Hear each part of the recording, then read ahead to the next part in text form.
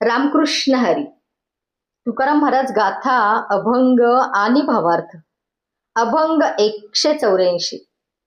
घेती पाण्यासी हुंबरी त्याचे समाधान करी, ऐशी गोपाळांची सवे जाती तिकडे मागे धावे.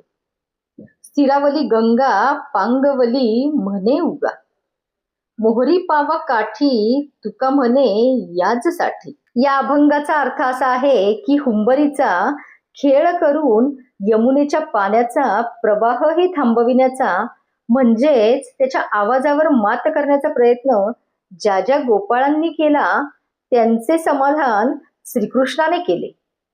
या गोपाळांची सवय त्या श्रीहरीला फार मोठ्या प्रमाणावरची असल्याने तो ते जिकडे जातील तिकडे जात असतो.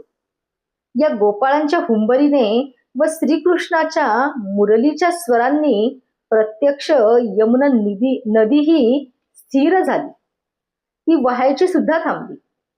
व श्रीकृष्णाने पांगलेल्या सोबत्यांना उगे थांबण्यास सांगितले.